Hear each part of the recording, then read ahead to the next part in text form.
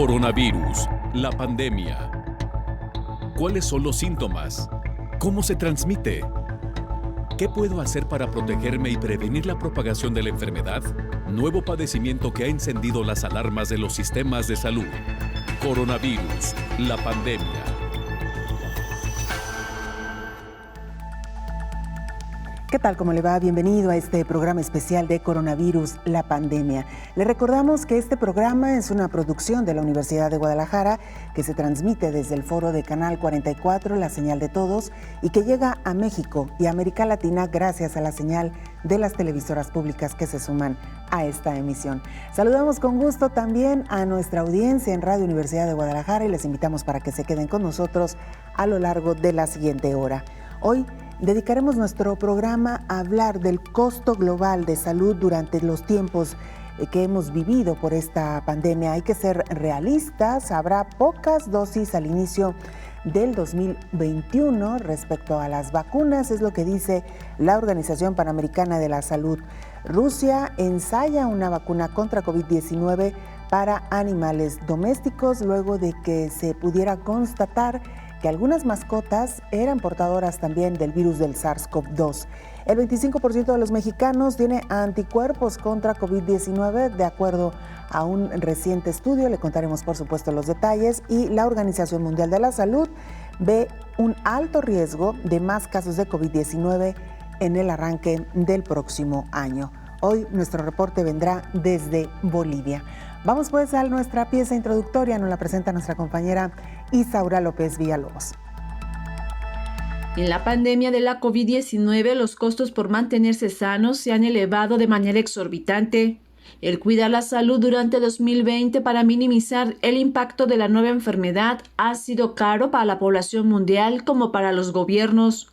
La compra de todo tipo de productos de higiene, de limpieza, desinfectantes, cubrebocas, pagar por pruebas de diagnóstico, medicamentos y vitaminas elevaron sus precios, lo que ha traído una crisis a la economía familiar y al sistema de salud. Las personas con una afectación de base y enfermaron por COVID-19 casi multiplicaron sus costos al acudir al sector salud privado debido al cierre de los espacios públicos.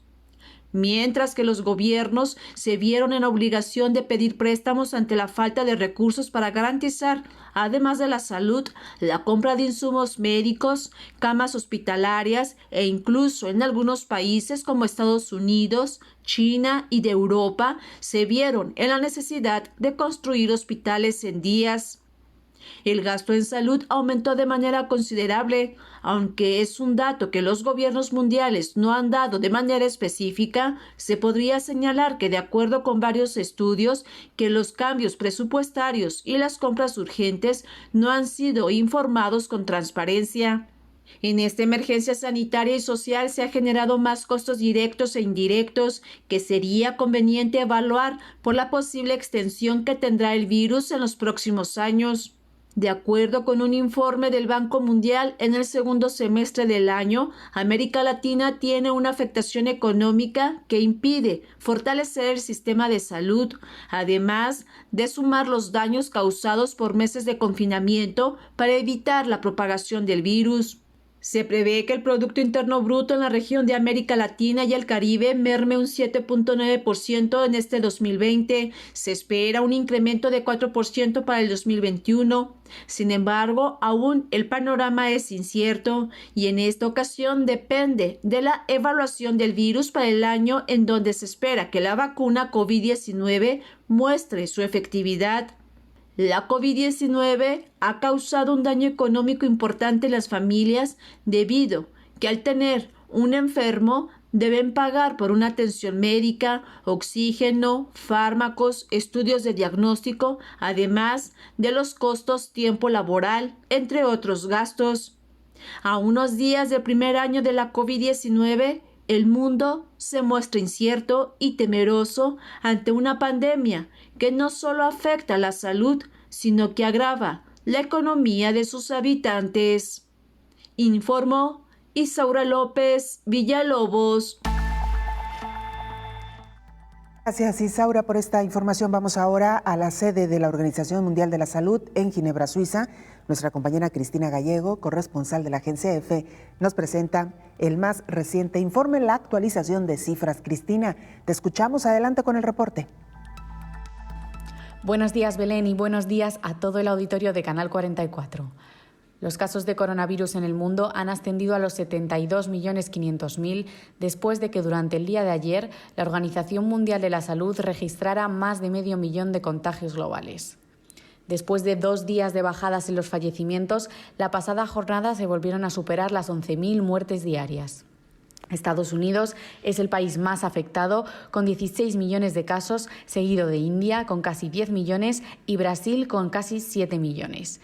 En Europa, Francia, Reino Unido, Italia y España muestran cierta estabilización e incluso leves ascensos en algunos casos en cuanto al número de contagios diarios, lo que podría llevar a sus autoridades a endurecer las medidas preventivas de cara a las fiestas navideñas.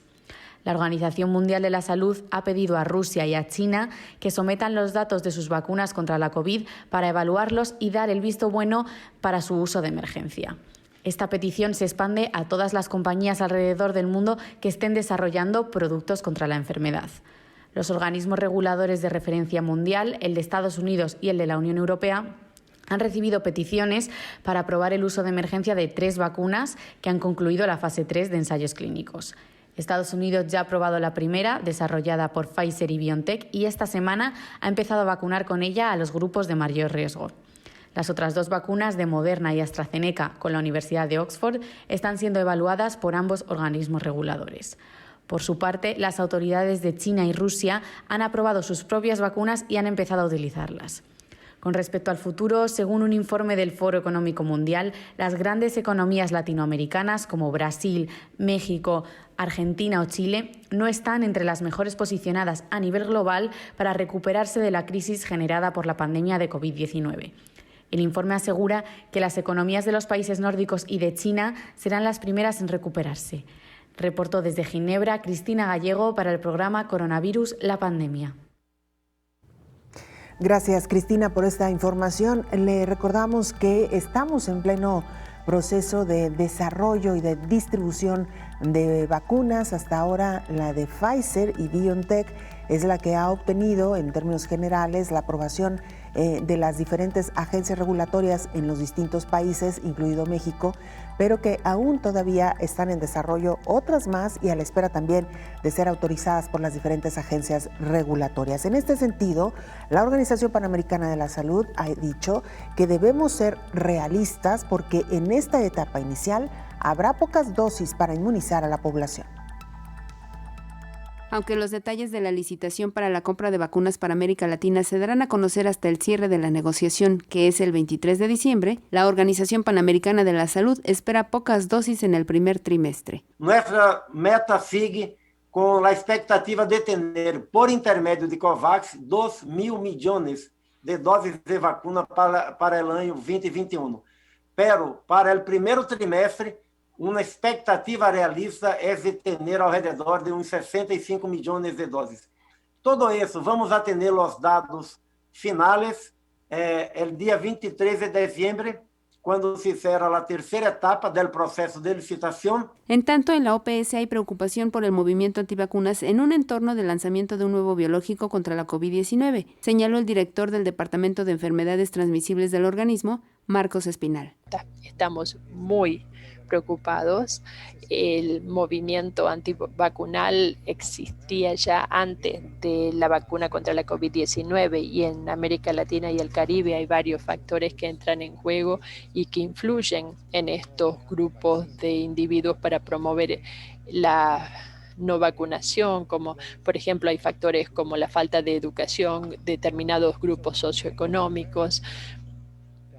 Y entonces es muy importante que los programas nacionales de vacunación sigan informando al público sobre los beneficios de la vacuna. En tanto, la directora de la OPS, Carissa Etienne, destacó que en Estados Unidos el número de casos diarios se acerca a los 200,000, mientras que la cifra de personas hospitalizadas rebasa las 100,000. Además, en México se observa un recrudecimiento del número de casos en Baja California, justo en la frontera con la Unión Americana, informó Elizabeth Ortiz. Y el ensayo de vacunas hasta ahora no solamente tiene como objetivo inmunizar a la población, también probar algunas vacunas en las mascotas. Mientras el mundo se prepara para recibir la vacuna del coronavirus, Rusia ensaya una vacuna que impedirá que los animales domésticos y de granja contraigan el SARS-CoV-2. Será una versión de la Sputnik V que ya ha comenzado a suministrarse a humanos, pero pensada para conejos, gatos, perros y otros animales, como los bisones, los hurones y animales con más probabilidad de resultar infectados. El fármaco está en fase de desarrollo y se espera que en febrero de 2021 comience el proceso regulatorio de las autoridades sanitarias rusas. El proceso de elaboración de la vacuna se inició en primavera, impulsado por el Centro Federal de Sanidad Animal, que en aquella fase de la pandemia ya había constatado las posibilidades de transmisión del virus de humanos a animales. Rusia confía en que la vacuna tenga un gran potencial comercial después de que la Organización Mundial de la Salud alertara de la capacidad de transmisión del SARS-CoV-2 de humanos a animales domésticos. Esta transmisión ha provocado el sacrificio de 17 millones de bisones en países como Dinamarca, donde varias granjas habían registrado brotes causados por el contagio de animales. Para la industria peletera de Rusia, esta vacuna podría ser una solución, ya que el temor a contagios masivos, como los registrados en Dinamarca, tendría serias consecuencias económicas para el sector. Se calcula que el comercio de pieles mueve en el mundo 22,000 millones de euros al año, informó Rocío López Fonseca. Gracias, Elizabeth. Gracias, Rocío, por esta información. Así es, como usted pudo escuchar, se ha detectado que hay presencia del virus del SARS-CoV-2 en mascotas. No ha quedado del todo claro si los humanos contagian a sus mascotas o si las mascotas pueden contagiar a los humanos. Hasta ahora parece ser que el más alto índice de contagios ha sido de humanos hacia sus mascotas, pero los estudios y los ensayos, por supuesto, continúan. Y mire, antes de irnos a la pausa, le cuento que ayer el subsecretario de Salud en México, Hugo López-Gatell, explicó por qué algunas farmacéuticas han elegido a México para realizar ensayos en la fase 3. Dijo que las empresas farmacéuticas han elegido este país para realizar pruebas de su vacuna contra coronavirus por la capacidad instalada de la comunidad científica en el país, que permitió avanzar la investigación necesaria para su aprobación, así como para entrar a una lista de prioridades de distribución de las empresas. En algunas ocasiones, que no es el caso de la vacuna contra COVID, se selecciona una población, ya sea México u otra, porque pudiera existir características particulares de esa población. Puede ser social, de comportamiento, geográfica, genética, del modelo de atención de salud, por razones múltiples. No es el caso de la vacuna contra COVID, aclaró el subsecretario. Otra razón poderosa es la capacidad instalada del país. México tiene una comunidad de investigación científica muy sólida, podría ser más amplia, pero la que hay son personas académicas bien preparadas, de alto nivel intelectual y ético, y son conocidos en comunidades científicas del mundo. Eso lleva a que las compañías farmacéuticas conozcan a personas académicas mexicanas para realizar la investigación, según el funcionario. Afirmó que una de las empresas que hizo este procedimiento fue Janssen, filial de la empresa Johnson & Johnson, que dijo: primero investigó a las instituciones dispuestas a realizar los ensayos clínicos y posteriormente hizo la solicitud a la Secretaría de Salud. Interesante esta acotación que hace el subsecretario de Salud, porque de alguna manera los laboratorios internacionales que hoy por hoy están desarrollando estos biológicos confiaron en la comunidad científica mexicana, y es por ello que decidieron de alguna manera hacer esta alianza para realizar los ensayos en fase 3 de varios de estos biológicos. Vamos a hacer una pausa, usted no se vaya, regresamos con mucho más. Está usted en Coronavirus, la pandemia.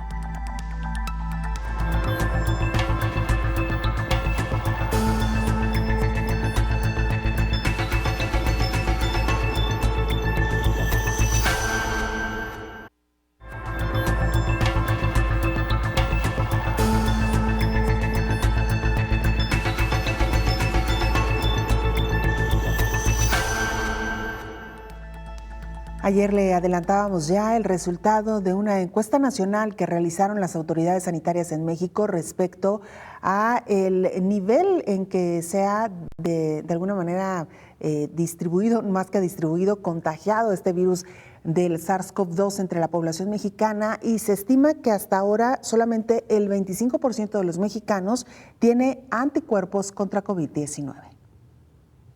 La encuesta para determinar cuántos mexicanos desarrollaron anticuerpos contra la COVID-19 indica que 25% de los mexicanos desarrolló inmunidad. La encuesta serológica, que recabó información en 9,400 hogares y muestras de sangre, arrojó que 70% de las personas fueron positivas, pero nunca tuvieron síntomas. Otro 10% presentó algunos malestares, pero no todos fueron compatibles con la COVID-19, así que casi un 80% no tuvo indicios de la enfermedad. El director general del Instituto Nacional de Salud Pública, Juan Rivera Domarco, explicó que son resultados preliminares porque hasta ahora fueron analizadas 7,098 muestras, que son el 74% del total. Así, el 25% de las personas con anticuerpos representa alrededor de 31 millones de personas en el país, lo cual demuestra una gran velocidad de propagación. Entonces, 75% de los mexicanos todavía no tiene inmunidad contra la COVID-19, que son casi 100 millones. Por ejemplo, España tenía 6%. A medida que pasa el tiempo, pues obviamente va habiendo más contagio, pero por ejemplo en Estados Unidos, en un estudio que hicieron, la prevalencia, el porcentaje es de solo 10%, mientras que por ejemplo en Medellín es muy parecido al dato de México, y hay 2 ciudades de Colombia, Barranquilla y Leticia, que tienen prevalencias mucho más altas, entre 50 y 60%. Las edades con mayor prevalencia fueron entre los 20 y 59 años. Da la impresión que las personas de 60 en adelante se cuidaron más en casa, informó Elizabeth Ortiz. Y mientras tanto, el índice de contagios continúa en aumento, particularmente en Europa. La Organización Mundial de la Salud ha dicho que el primer mes del próximo año, es decir, enero del 2021, podría ser peor. A pesar de algunos avances frágiles, la transmisión de la COVID-19 en la región de Europa sigue siendo generalizada e intensa, y existe un alto riesgo de un nuevo resurgimiento en las primeras semanas y meses de 2021. En las reuniones al interior de las viviendas, incluso las más pequeñas, pueden ser especialmente riesgosas porque reúnen a grupos de personas, jóvenes y mayores de diferentes hogares que pueden no estar adhiriéndose a las mismas medidas de prevención de infecciones, advierte la OMS en Europa. Puede resultar incómodo usar mascarillas y practicar distanciamiento físico cuando se está con amigos y familiares, pero hacerlo contribuye significativamente a garantizar que todos permanezcan seguros y saludables. Por otro lado, hay más de 1,000 estaciones de esquí en toda la región de Europa. 11 meses después de la pandemia, se sabe que las estaciones de esquí desempeñaron un papel importante en la propagación de la pandemia en toda Europa y que las reuniones sociales fueron clave en su resurgimiento durante y después del verano. El esquí no propaga la COVID-19, pero sí lo hacen los centros turísticos de montaña. Durante las próximas vacaciones, la OMS recomienda que los países consideren cuidadosamente adaptar la configuración de las actividades estacionales para eliminar la posibilidad de hacinamiento, especialmente en entornos confinados o cerrados, incluso durante los viajes, informó Elizabeth Ortiz. Gracias, Elizabeth. Saludamos en esta mesa de trabajo al infectólogo Héctor Raúl Pérez Gómez. ¿Cómo le va, doctor? Bienvenido. Hola, buen día, Belén. Qué gusto saludarte. Muy Igualmente, bien. Doctor. Bueno, hoy estamos hablando del costo global de la salud durante estos tiempos de pandemia. Yo creo, doctor, que lo podemos abordar desde infinidad de ámbitos, porque el costo no ha sido nada más económico. Me parece que ha tenido un impacto en los diferentes ámbitos de la vida actual, doctor. Definitivamente, Belén. Por principio de cuentas, se ha hablado de una contracción global de la economía no menor al 7% en todo el mundo. Segundo, se ha hablado claramente, y no tengo la menor duda, de que el mundo entero está en una recesión económica que, si bien parece haber venido de antecedentes previos a la pandemia dio finalmente la puntilla para llegar hasta ese nivel de recesión económica. El otro aspecto que se ha estimado por parte de algunas agencias internacionales, pero en particular por el Banco Mundial, es que existe la posibilidad de una recuperación del 3.5% de la economía para el año 2021, pero en el documento que ellos publican más o menos en el mes de octubre al respecto del análisis del impacto económico de la pandemia, ellos señalan que de tener un control epidemiológico en el resto del año, es decir, los meses de octubre, noviembre y diciembre, se podría avisorar una recuperación del 3.5% de la economía en el 2021. Eso no ocurrió. Octubre, noviembre y diciembre, al contrario, han sido meses impactantes, con incremento en el número de contagios en todo el mundo, con cada vez más fatalidades, con saturación de hospitales, saturación de los sistemas de salud en Europa, en los Estados Unidos, no se diga en América Latina. Creo que el continente asiático es el que tiene mejor controladas las cosas en el último trimestre del 2020. Y bueno, algunos países como Nueva Zelanda, que han sido países ejemplo en la gestión de la pandemia. Entonces, ese pronóstico de posible recuperación del 3.5% de la economía para el siguiente año respecto de la contracción del 7% del 2020, pues indudablemente no va a ocurrir. No va a ocurrir y posiblemente no vaya a tener nada de recuperación la economía. ¿Por qué motivo también creo que existen posibilidades de que el impacto económico continúe? Bueno, para empezar, ya lo hemos platicado, se va a vacunar solo el 25% de la población mundial durante el 2021. Número dos, el número de casos es posible que siga en incremento en diferentes partes del mundo, sobre todo en países de bajos ingresos. Número tres, bueno, los costos precisamente para la producción y adquisición, distribución de las vacunas va a ser importante. Y también siguen los ensayos clínicos para el desarrollo de nuevos fármacos. Si logramos tener en corto plazo uno o varios fármacos de buena calidad para la atención de pacientes con COVID, pues eso también va a tener un significado de costos para la producción, distribución, etcétera, de algún posible fármaco eficaz y seguro. Entonces, pues creo que se advierten tiempos difíciles, además del que hemos vivido en el 2020, para el 2021 en términos de economía. Pero esto es global. Lo que han sido costos directos a la salud, bueno, pues son otro asunto del que seguramente vamos a platicar con detalle. Sin duda alguna, doctor, y sobre todo porque la población está preparada, de acuerdo a los estudios que se han hecho, a las encuestas, a las entrevistas, ¿no?, con ciertos grupos poblacionales, estaba preparada para una epidemia de 1, 2, quizá 3 meses. Pero esta es una epidemia que se ha prolongado por muchísimo tiempo, ya lo decía la Organización Panamericana de la Salud, no hay buenas expectativas de que el próximo año vaya a ser mejor en cuanto a número de contagios, me refiero a un menor número de contagios, doctor. Efectivamente, Belén. Ha sido una pandemia muy larga. Yo creo que los países que apostaron a, dosificar la pandemia, se han equivocado. Esa es mi opinión personal. ¿Por qué se han equivocado?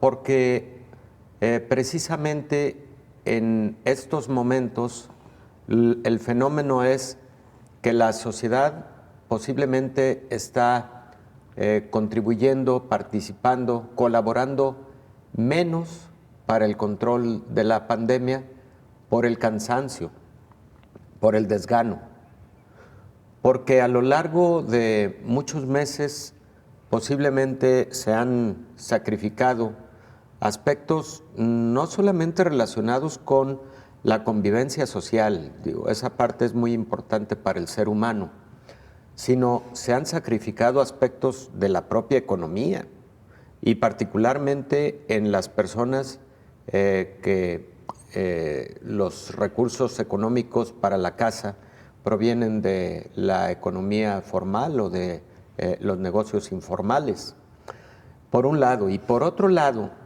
el confinamiento es una situación que cansa mentalmente, que genera ansiedad, desilusión, desgano, que genera frecuentemente depresión, que genera impacto psicológico en diversas modalidades, trastornos del sueño, etcétera. Por ende, la gente se ha cansado y ya a lo largo de esta pandemia se ha visto una reducción en la disciplina para la prevención de la enfermedad. Entonces, eso por un lado. Y por otro lado, insisto, creo que los países que decidieron dosificar la pandemia para que el objetivo más importante fuera no saturar los sistemas de salud y poder atender a los pacientes graves o críticos, ¿no? Son los países que han tenido más impacto también a su economía. Aunque la economía sea, digamos, la parte secundaria ante una pandemia que ha afectado y que ha cobrado tantas vidas, ¿no? O sea, en la parte sanitaria, que es la parte más importante en un fenómeno de esta naturaleza. Yo creo que los países que apostaron a acortar la pandemia con medidas de contención rígidas, tú y yo lo hemos platicado en esta mesa, por supuesto sin llegar a la coerción y a violentar las garantías individuales, los derechos humanos, pero sí con medidas de mucha disciplina, más vigiladas, etcétera, y que, como en el caso de propio China, de Japón, de Singapur, de Corea del Sur, no se diga de Nueva Zelanda, etcétera. Esos países que apostaron a acortar la pandemia en este momento la tienen bajo muy buen control, pero además tienen una recuperación económica que es sorprendente cuando tuvieron tanto impacto en los primeros meses. Así es, doctor. Por lo pronto, bueno, dejamos aquí el tema, vamos a hacer una pausa, pero regresamos porque todavía nos resta mucho más por abordar sobre estos costos que nos ha dejado la pandemia. Precisamente le queremos preguntar a usted que nos ve, que nos escucha, ¿cuál ha sido el costo más alto que ha tenido usted que pagar durante estos más de 10 meses de pandemia en el continente americano y, bueno, en Europa? Si usted nos ve en Europa y Asia, ya casi un año de que ocurrió esta pandemia, o que conocimos el primer caso de COVID-19 en el mundo. Vamos a hacer una pausa, regresamos con más.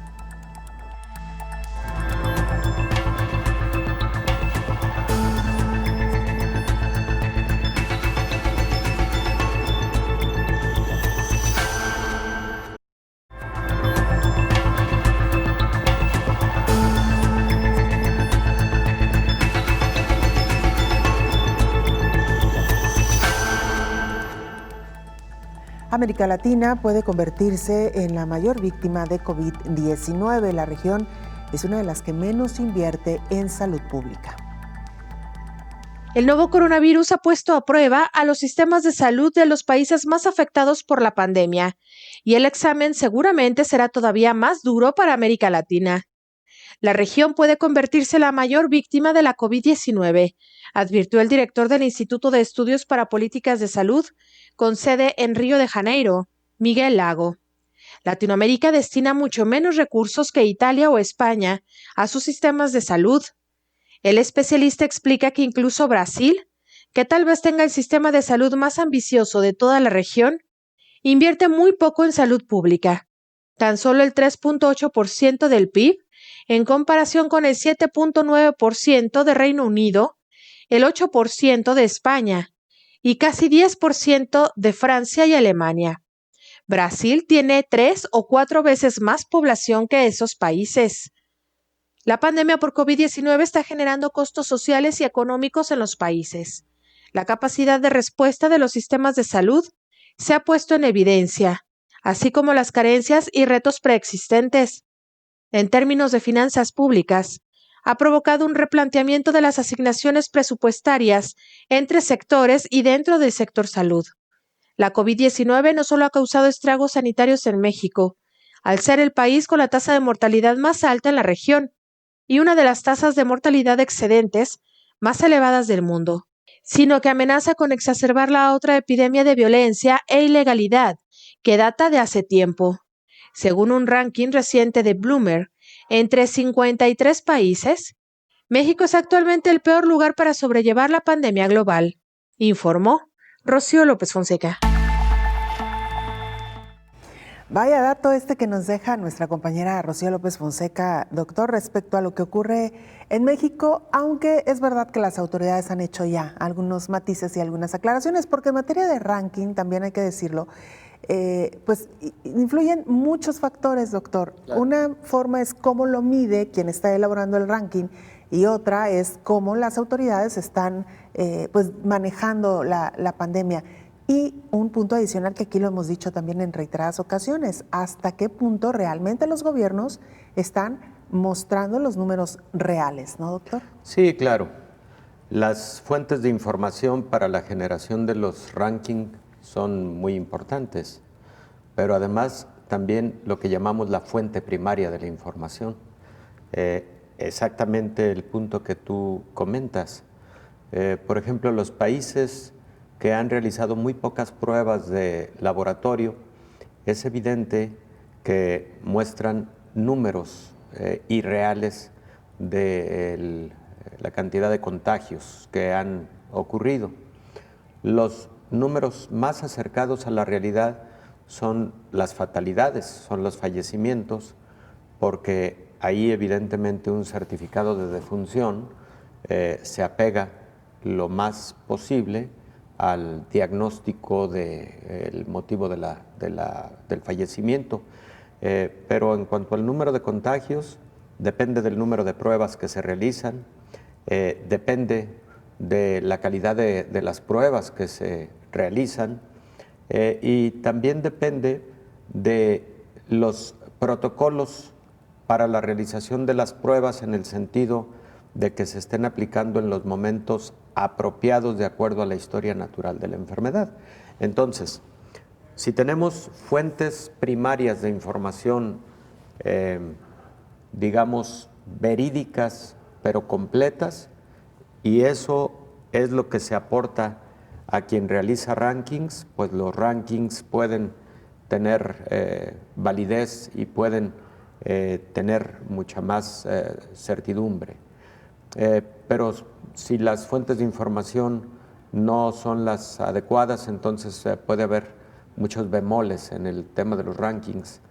El ranking Bloomberg, sin embargo, considera cifras que en mi opinión provienen de fuentes muy confiables, como por ejemplo lo relativo a los números de contagios nuevos por día, de fallecimientos, de tasa de letalidad, de mortalidad por 100,000 habitantes, como ayer lo platicábamos, que son variables significativas.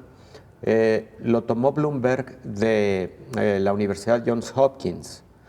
Creo que otras variables las tomó de la métrica que realiza la Universidad de Washington, que son fuentes muy confiables, de mucho prestigio a lo largo de la pandemia y en general que han sido de mucho prestigio para asuntos numéricos. Entonces, es interesante ese ranking de Bloomberg, 52 países analizados y bueno, sí, lamentablemente coloca a México en el último lugar, coloca a Nueva Zelanda en el primer lugar, Japón está en uno de los primeros lugares, por ejemplo, lo que decíamos antes, y que pues lo vemos reflejado precisamente en el número de casos totales que tuvieron algunos países, y digo tuvieron porque ya en la actualidad casi no tienen casos nuevos, como China mismo, Japón, Corea del Sur, Singapur,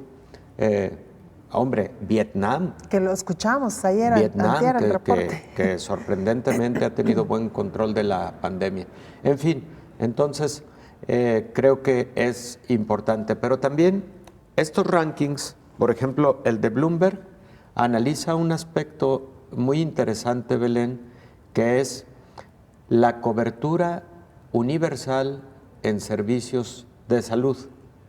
Es decir, algo preexistente a la pandemia. O sea, ¿cómo estabas antes de la pandemia en cuanto a tu número de camas hospitalarias por 1,000 habitantes, tu número de camas de terapia intensiva por 1,000 habitantes, tu número de médicos, tu número de enfermeras por cada 1,000 habitantes, que son indicadores de tu sistema de salud preexistente? Es decir, ¿cómo estabas preparado para atender lo cotidiano de los problemas de salud de tu país? Y no se diga, ante el embate de esta pandemia de COVID-19. Entonces, a mí particularmente el ranking de Bloomberg me parece muy, muy interesante. Por supuesto que lamento el caso de México, situado en el último lugar de la gestión de la pandemia. Por supuesto hay que analizarle más detalles a este ranking de Bloomberg. Tampoco hay que darle el crédito total.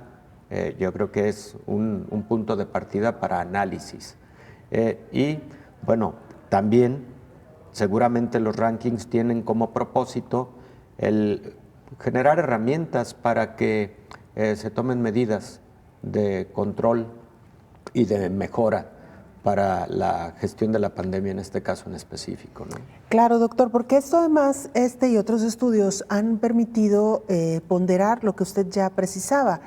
¿Qué tanto los gobiernos han invertido durante esta pandemia? Es decir, ¿cómo estaban antes de la pandemia? ¿Cómo están hoy, después o iniciada esta pandemia? ¿Qué tanto número de camas han ampliado? ¿Cuántos hospitales han reconvertido? ¿Cuánto equipo médico adicional se ha comprado? ¿Y cuánto personal médico adicional también se ha contratado, doctor? Claro, Belén.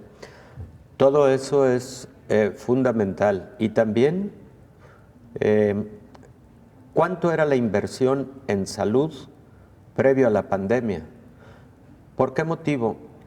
Porque tú puedes implementar, por motivo de la pandemia, muchas cosas. La reconversión hospitalaria, también la reasignación de profesionales de la salud para la atención de los espacios COVID, de las áreas COVID.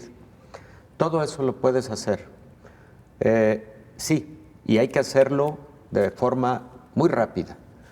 Pero también entra en los graves costos de atención a la salud todo lo que se modifica de atención de otras enfermedades, diabetes, hipertensión, enfermedades cardiovasculares, cirugías, atención a cáncer, atención a VIH, atención a niños con cáncer, etcétera, etcétera. ¿Cuánto se vio afectado? La Organización Mundial de la Salud conminó a los países integrantes por el mes de agosto, recordarás, a que no perdieran de vista la atención de todas las demás patologías por estar solamente concentrados al tema de COVID, porque cuidado, eso estaba representando muchos problemas sanitarios, descompensación de pacientes, empeoramiento de patologías diversas, etcétera, pero además todas esas personas que podrían haberse enfermado o empeorado su situación de salud, dejan de trabajar por incapacidad y eso también impacta a la economía. Fíjate, el impacto a la economía por motivo de salud en la pandemia de COVID-19 es, número uno, por todos los insumos que hay que adquirir para la atención de COVID. Equipo de protección personal para los profesionales de la salud, ventiladores, evidentemente la reconversión de áreas que las tienes que convertir frecuentemente a terapias intensivas, medicamentos, porque no todos son antivirales.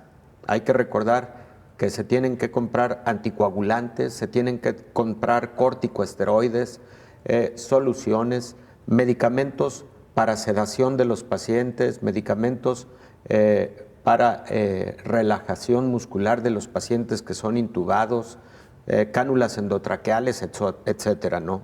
Luego, todo lo que es compra de insumos para la protección de la población, sobre todo cubrebocas.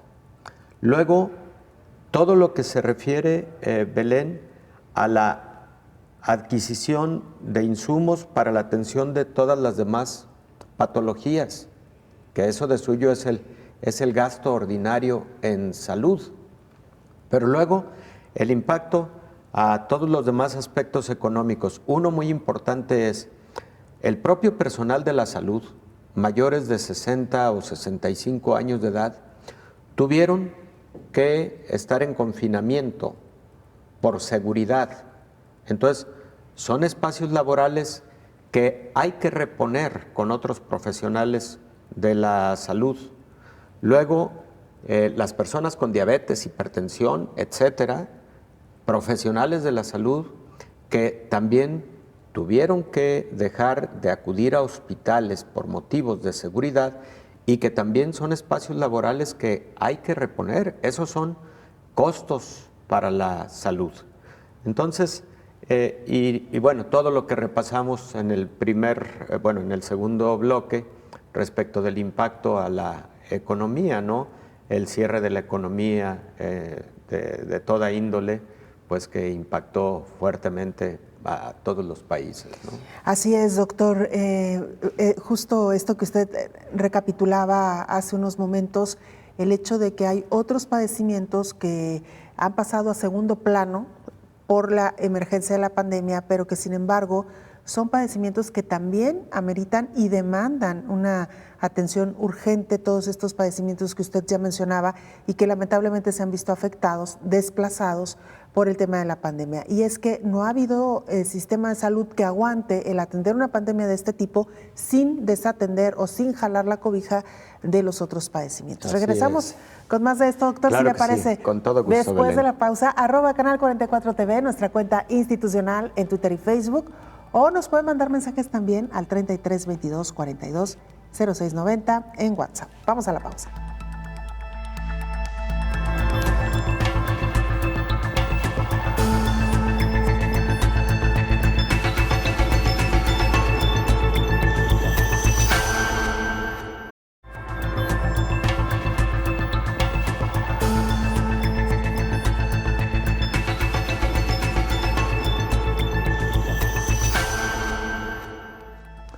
Estamos de regreso en este programa especial de coronavirus, la pandemia. Hemos revisado los costos que ha tenido esta crisis mundial en el ámbito económico, en el ámbito médico, pero ¿qué ha pasado en el ámbito social, particularmente con la salud mental de la humanidad?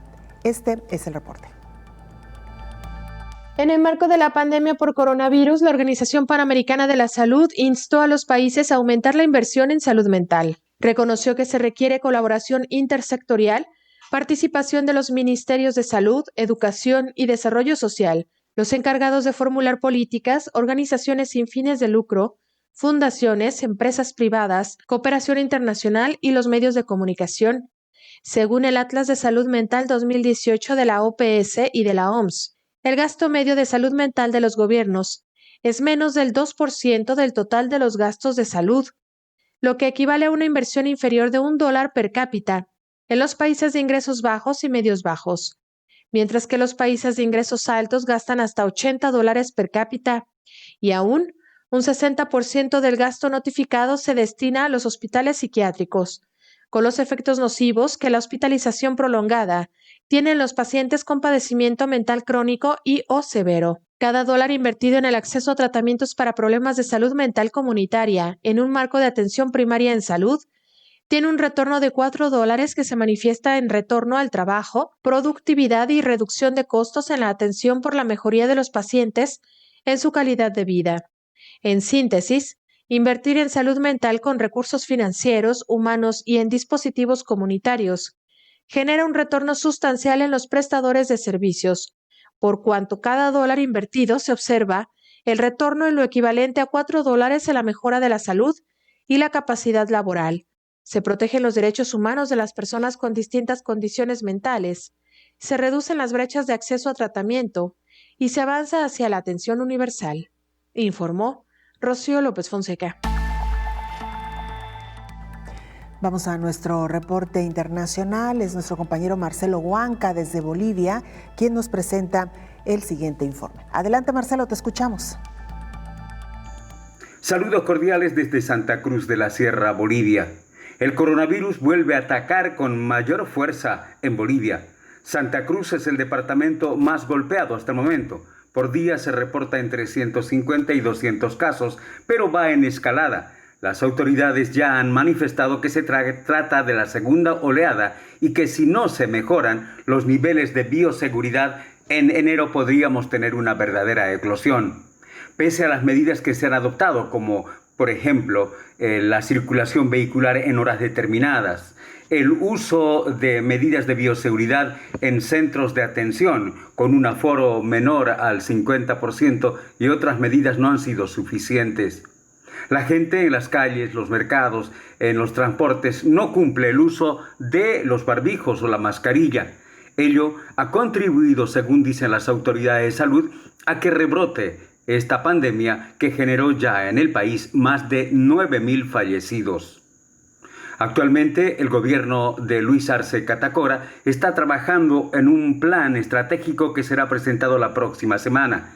En tanto, en Santa Cruz ya se adoptaron medidas, por ejemplo, el control en las unidades de transporte a quienes no llevan el barbijo, los bajan de las unidades de transporte, lo que generó problemas entre las autoridades y los usuarios del transporte. La crisis económica que dejó el coronavirus hace que la gente siga saliendo a los mercados y a los centros a desarrollar su actividad económica. En tanto, el gobierno, reitero, está apurando la adquisición de la vacuna, que en criterio de las autoridades nacionales sería la única solución. Bolivia se ha adscrito al programa COVAX que impulsa la Organización Panamericana de la Salud, por lo que recién en el primer trimestre del 2021 recibirá las primeras dosis para aplicar a los sectores de mayor riesgo, como son los médicos, personas de la tercera edad y de otros. Así lo han explicado en las últimas horas las autoridades. Así está el panorama en este momento en Bolivia. Saludos cordiales desde el corazón de Sudamérica, Bolivia.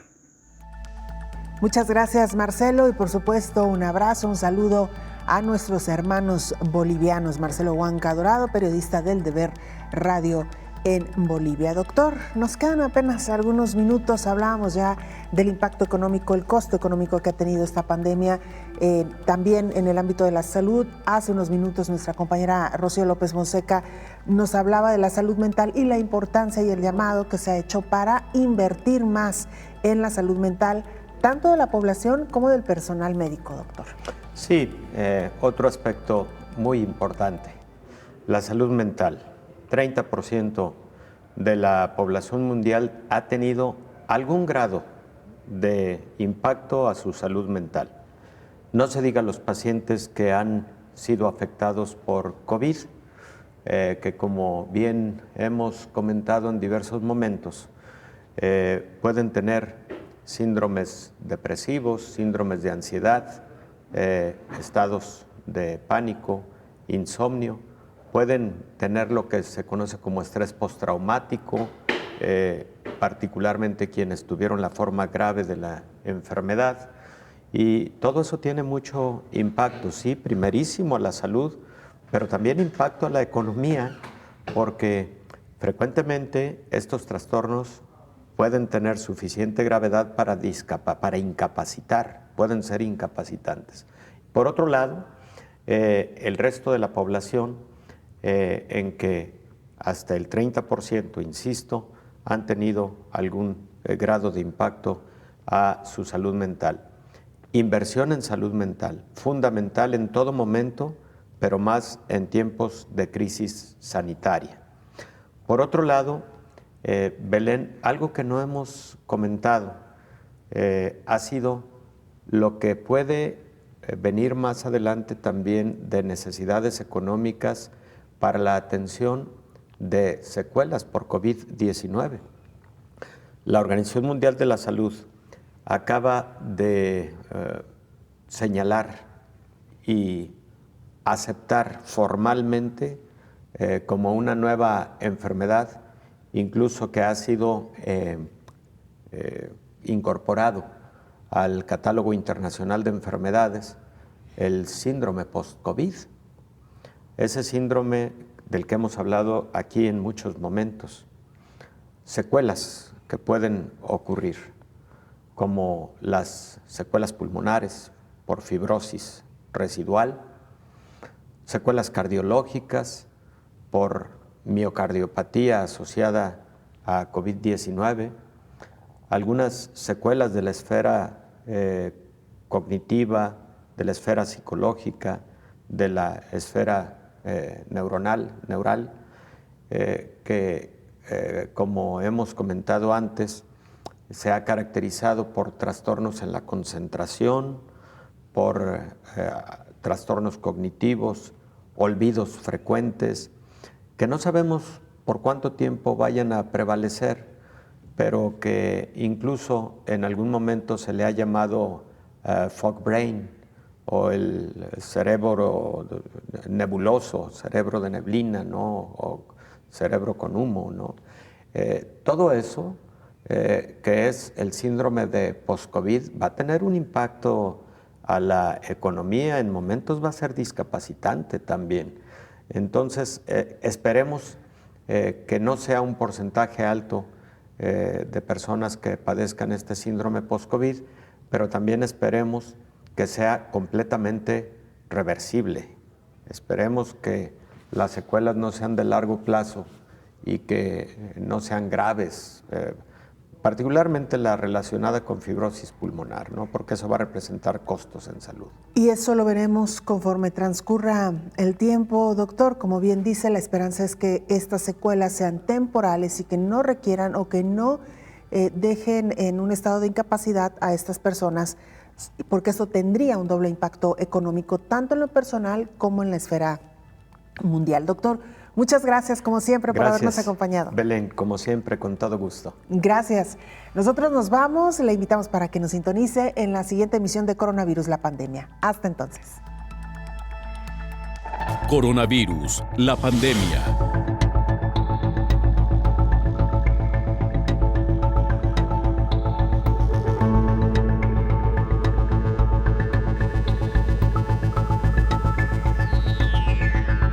Coronavirus, la pandemia.